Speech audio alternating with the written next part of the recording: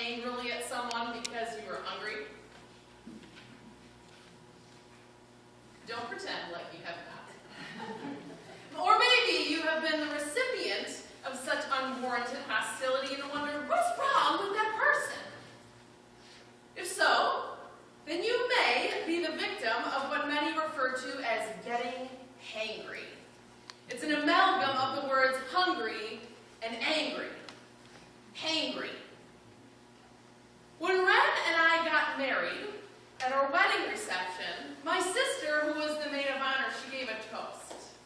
And the only piece of advice she could think to give to Ren, the single most important piece of advice she gave to him for a happy marriage was this: feed her. Feed her, Ren. Feed her.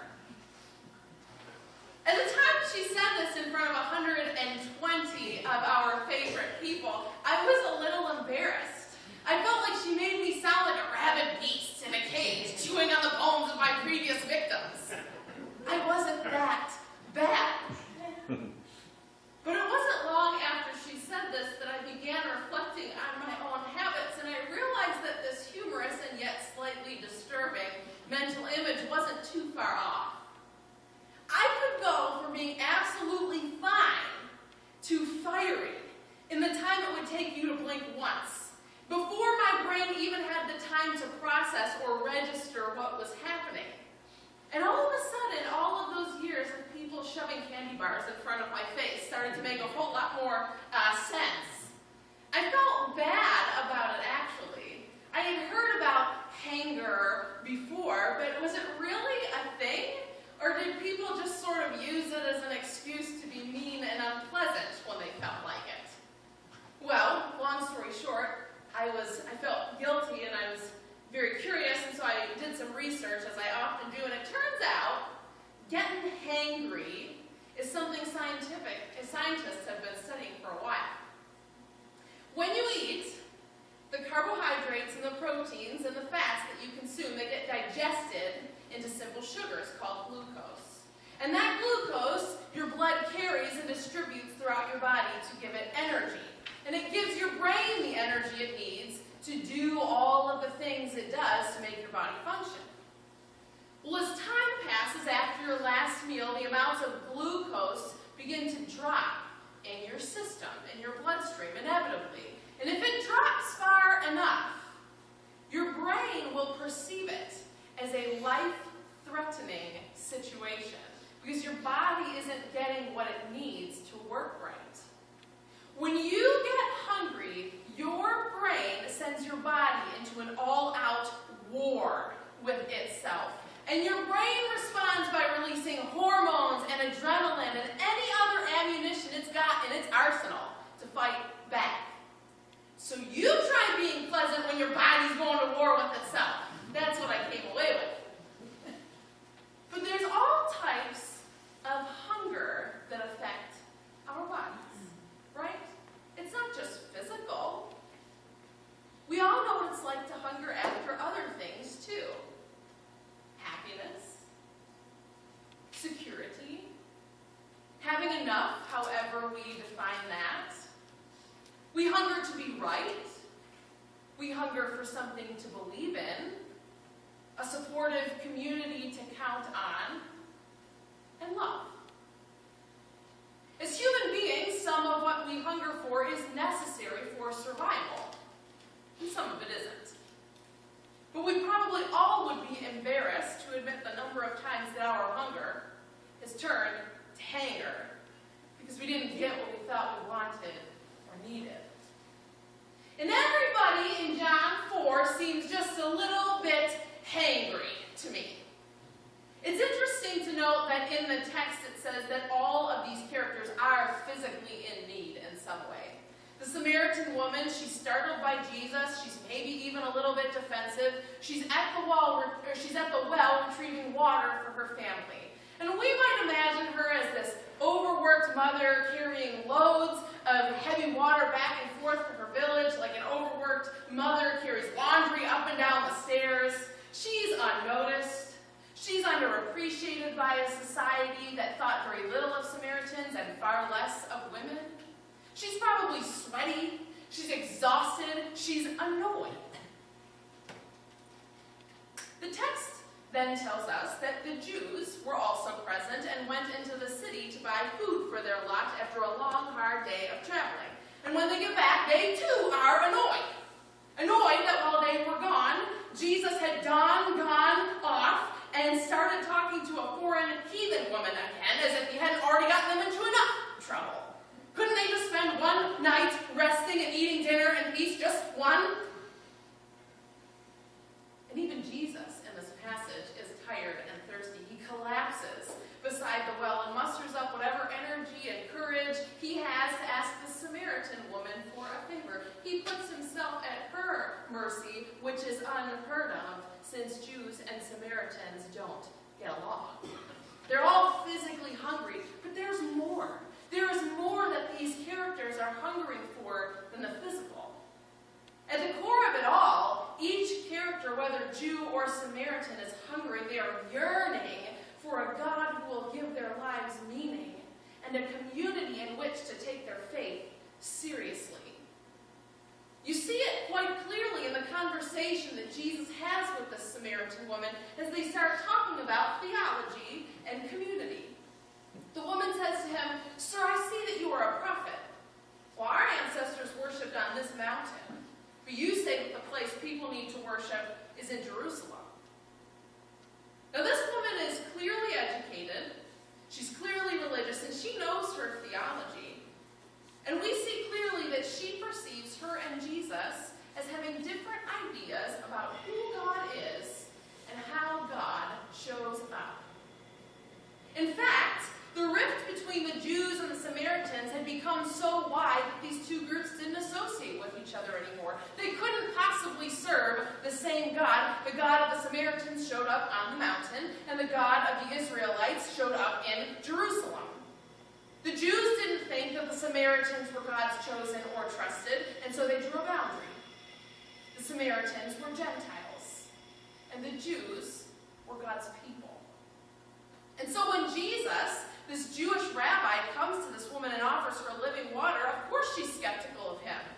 Not only has she never heard of this living water before, but she has spent her whole life being discredited in her beliefs about God by teachers like Jesus. The problem was, the Jews and the Samaritans actually shared a common history.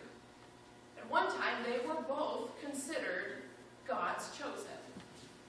And I've got to think that for two people who were as well educated as Jesus and this woman were, as they stood face to face with one another at this well, they knew it. They knew of this history.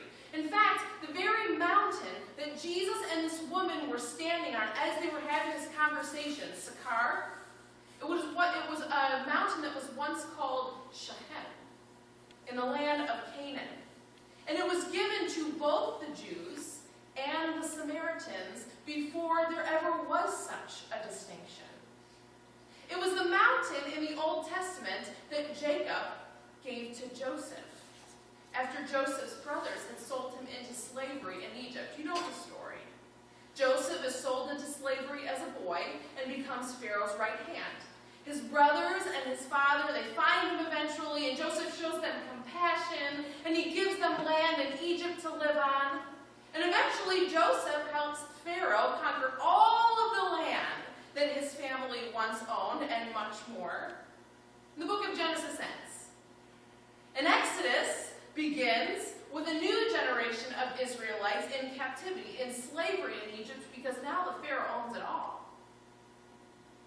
Then Moses comes, he leads the Israelites out.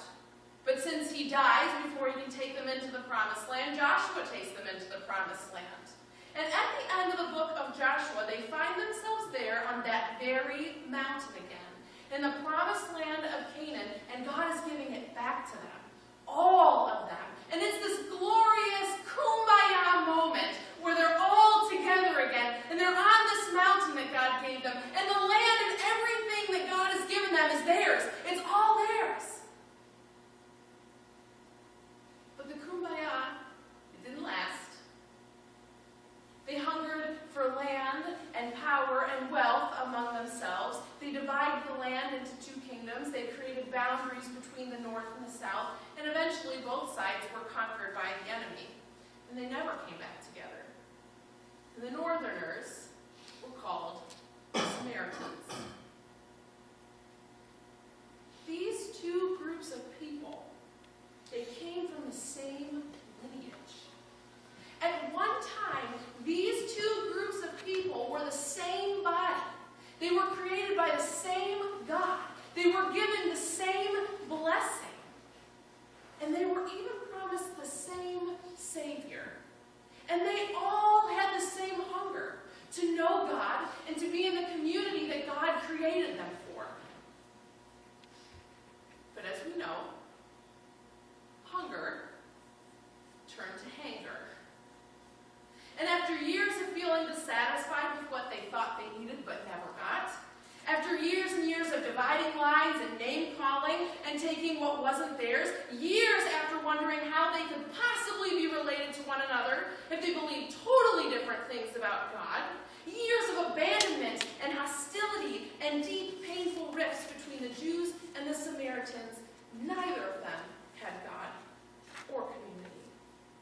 Not in the way that they were created for, and not in a way that satisfied. Like us and our hungry bodies, this community was going to war with itself for years and years and years. And maybe that's why Jesus was so insistent on coming to the woman at the well, no matter what anyone said. Maybe that's what he was trying to get at with her and the disciples when he said, you know what? The hour is coming when you will not worship the Father on the mountain nor in Jerusalem, because the Father seeks those who worship him in spirit and in truth. Mountain or temple, it does not matter where you worship or how. God is greater than both and will move where people worship honestly. What mattered wasn't where or how they worshipped. It was their hearts. And little did they know they had become their own stumbling block to see God move in this community because they were so insistent on cutting each other right out of the kingdom.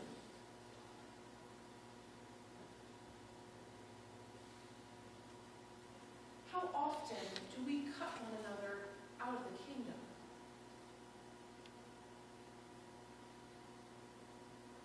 How do we talk about denominations? How do we talk about other religions?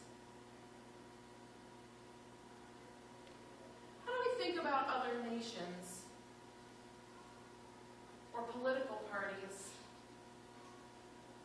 or just groups of people?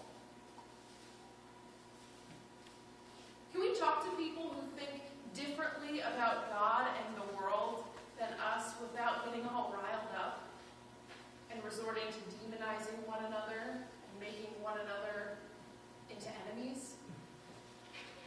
Do we ever presume that God cannot show up in certain places or people outside of a church building? Do we ever choose not to go somewhere because it makes us uncomfortable or because we don't think it's likely that we'll find Jesus there?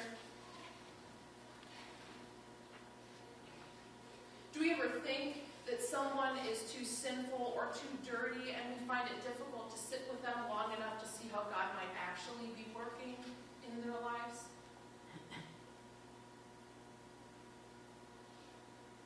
If any of these questions feel convicting to you, you should know that you are not alone. We've been doing this to one another for centuries. On the staircase at the parsonage where we live, there's an engraving that reads EMP. Do you know what that stands for? It stands for Methodist Episcopal Parsonage. Did you know that this church hasn't always been United Methodist? The United Methodist is a church developed in the 60s when two denominations decided to come together, the Methodist Episcopals and the United Brethren. Throughout the history of the church, from its very beginning up till now, we have had a troubling way of being in a continuous cycle of breaking apart and coming together, and breaking apart and coming together. But if there is one thing that we learn about God through the person of Jesus Christ in this story, it is that God is interested in putting things back together. God is interested in healing, in creating communities with people who are different from one another, and teaching us to learn to make room for and love one another in light of those differences. Jesus wasn't about cutting people out of the kingdom. He was about healing and grafting people back onto the vine, be it Jew or Gentile. He erased the boundary line between him and this Samaritan woman, and he calls us to erase boundary lines we put up between us and others. He didn't presume that people had to come to God in a certain way, or worship in a certain place, or believe all the right things about God in order to be loved. Jesus said that God was spirit, and so that meant that God would show up in whatever place and in whatever time and in whatever way we needed, even if it went against our traditions, even if it was unusual to our customs, even if it challenged our assumptions and our theology. God is about showing up and healing and putting things back together. And I know that in my personal life, God has come to me in my deepest need, in my darkest moments, in my questions and uncertainty about who God is. And shame on me for thinking that God might not actually do that for someone else, even still today. In baptism, we've been talking about baptism the last couple of weeks and what we covenant to when we are baptized. And the third question that we're asked in baptism is, do you confess Jesus Christ as your Savior? Do you put your whole trust in his grace and promise to serve him as Lord in union with the church that Christ opens up to all ages, nations, and races?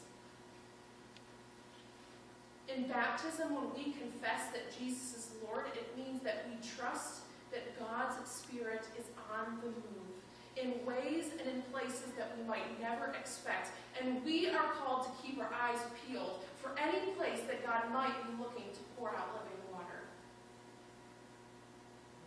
We can't afford to get hangry, folks.